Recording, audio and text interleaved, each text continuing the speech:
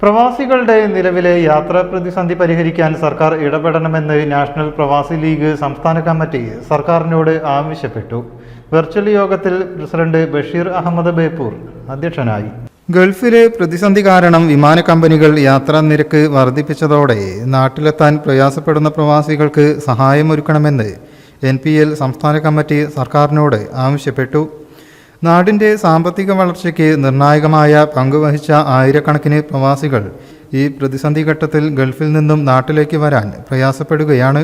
ഇവർക്ക് സാന്ത്വനമേകാൻ നോർക്ക റൂട്ട്സും സർക്കാർ സംവിധാനങ്ങളും മുന്നോട്ട് വരണമെന്നും NPL സംസ്ഥാന കമ്മിറ്റി അഭ്യർത്ഥിച്ചു. വെർച്വൽ യോഗത്തിൽ പ്രസിഡന്റ് T ബഷീർ അഹമ്മദ് ബേപ്പൂർ അധ്യക്ഷനായി. മുഹമ്മദ് അലി മഞ്ചേരി, സലീം പാടത്ത്, AK ഹംസ ഹാജി തൃശൂർ, ബാബുമോൻ ഫറൂഖ്, NC അസീസ് കൊടുവള്ളി, ഷഫീഖ് കായംകുളം, ജാഫർ മേടപ്പിൽ, സിദ്ദീഖ് പെരിന്തൽമണ്ണ, റാഫി രാമനാട്ടുകര എന്നിവർ സംസാരിച്ചു. General secretary BK Salim Bekal സ്വാഗതവും ഓർഗനൈസിംഗ് സെക്രട്ടറി നിഷാൽ തറയിങ്ങൽ നന്ദിയും പറഞ്ഞു. News desk, media vision.